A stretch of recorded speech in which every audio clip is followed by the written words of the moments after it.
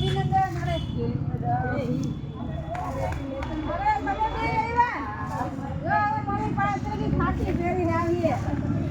હા પાકું ને? જો ગગ્યો આ બે ટાયાની મમ્મી આજે વર્દી પહેરશે. સમજમાં આવે છે વાત? આ બાજુ આવો બધી, ઝડપથી આવો. પાછળ વાળા પધારો પધારો. આ બાજુ આજે ખાસ વ્યક્તિની મુલાકાત આપણે લઈએ. એ પણ નવા અહીંયા ગણાય છે ને, ગણાય આમને આમ જ દોડે ને, ગણાય તો પહેલેથી જ હાર માની જાય કે આપણે નહીં થાય, આપણાથી કંઈ નહીં થાય. હવે વિચારો આ બે ટાઈ આ બેનના છે અને આ ભેગા આવતા દોડવા. ઘણી ઘણી મમ્મી આ જોઈએ ને ઘણી બોલવું જોઈએ. આ પૂછો શિલ્પાબેન, બીપી લાગે. ખરેખર સંઘર્ષની એક કહાનીનો સુખદ અંત. શિલ્પાબેન ખૂબ ખૂબ અભિનંદન.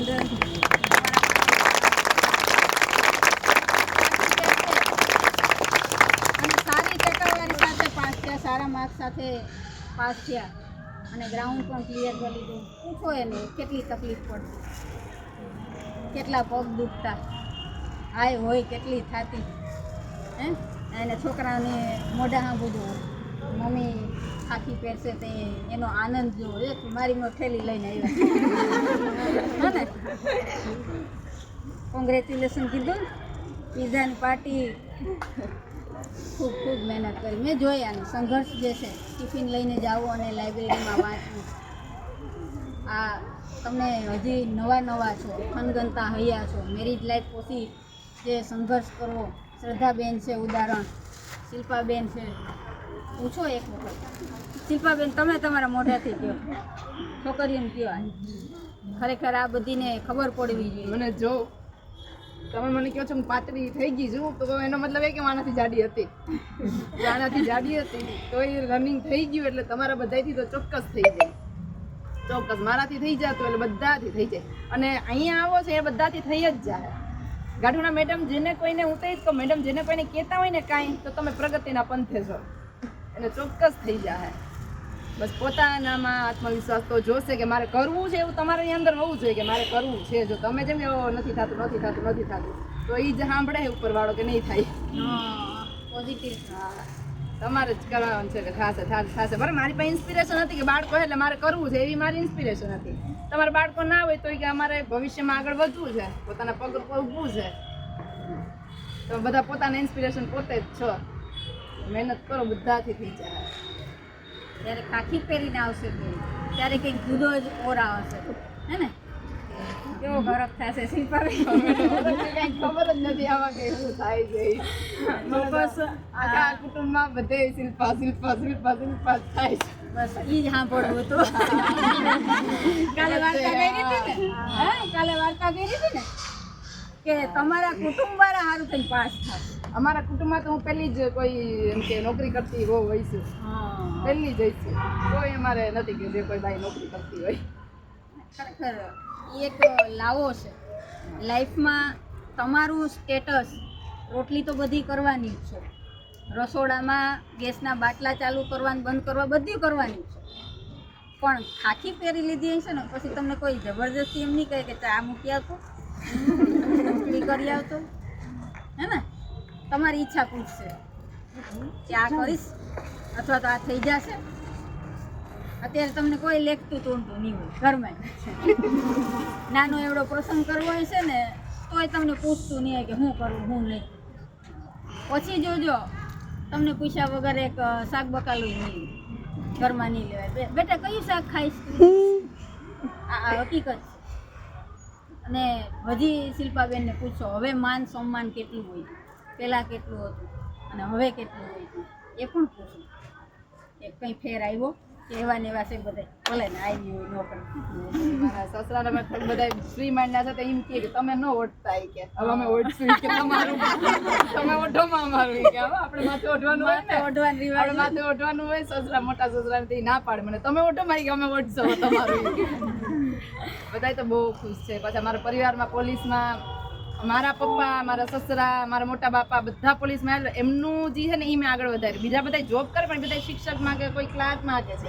તો મારા પપ્પા પોલીસમાં છે ને હું પણ પોલીસમાં આવી અને બસ આ 31 ડિસેમ્બરે મારા પપ્પા રિટાયર થાય છે. ઓહો એટલે એ મારા મમ્મી કહેતા કે તારા પપ્પાના ઈ કે કાપડ વર્દીના પડ્યા જ છે ઈ તાને આપી દેવું હવે. અરે વાહ. એટલે ઈ સાંભળવું ઈ એક એમ થાય કે હવે મારા પપ્પા પછી હું ઈ ફિલ્ડમાં આગળ આવી. સાસરામાં ગમે એટલું સુખ હોય, ગમે એટલો સપોર્ટ હોય, પણ એક વખત પપ્પાનું નામ પડે એટલે અંદરથી એમ થાય કે ના ના હું મારા બાપ જેવી હતી.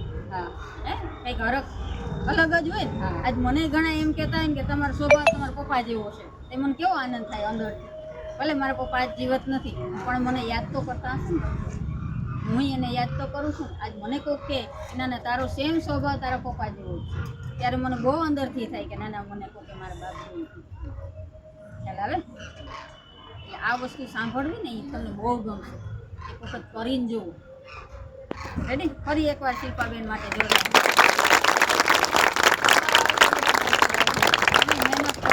રનિંગ છે ને બહુ એમ મારા માટે તો બહુ હાર્ડ વસ્તુ હતી કેમ કે મારા શરીર એવું આપણે કે શ્વાસ ચડે ને દોડાતું નથી ને ખાઈ જવડા હે નામ નથી થતું નામ નથી થતું એટલે રનિંગ થોડું મારા માટે અઘરું હતું. છતાં અહીંયા કરી રાખે બધાને હારવાર કરી રહી થઈ ગઈ. તમે કરાયું એટલે જો એકલી એકલી ક્યાંય કર્યું હોય ને અમારી રીતના એકલી એકલી કરું તો ને કેમ કે આપણે થાકી જાય પછી હું બેસી જાય તો થાકી અરે જાય. હા, પાછળ રાડ પાડવા વાળું જોઈએ.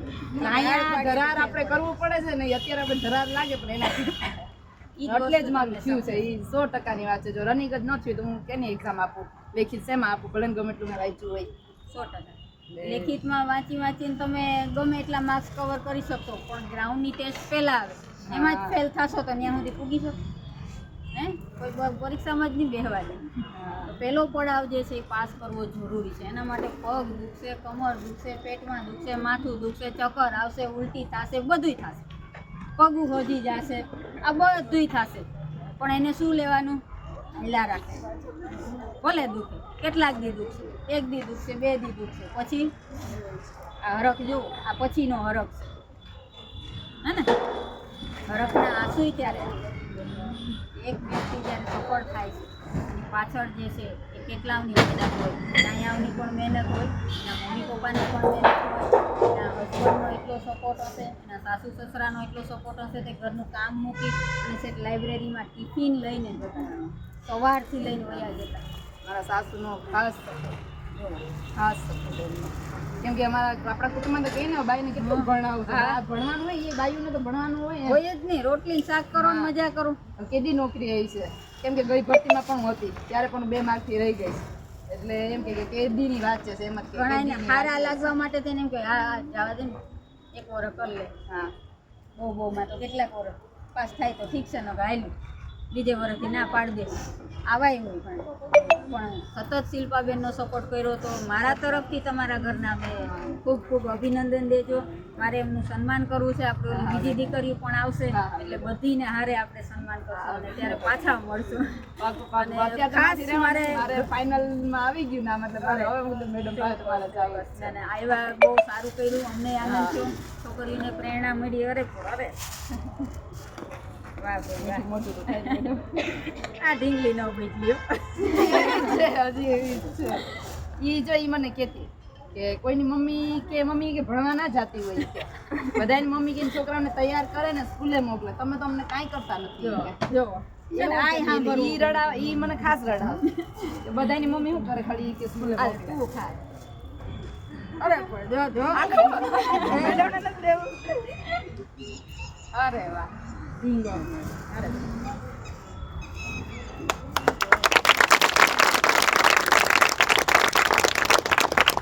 હવે પગાર લેજો તમે તમારે સરકારનો. અને સરકારી કર્મચારી તરીકે હંમેશા ઈમાનદારી અને દેશ સેવાની ભાવના આપણામાં થોડીક રહે. ઘણા કિસ્સા આવે. હમણાં આજનો જ કિસ્સો હતો કે PSI લાંચ લેતા છોકરાનો, આજનો જ કિસ્સો. એટલે આવી બાબતો આપણા ખાતામાં આવેલા રાખે. આપણે આવા દૂષણોથી દૂર રહેવાનું. આપણી મહેનતથી કમાણી હંમેશા ખાવાનું. ઉપરવાળું બધું જોવે બરાબર.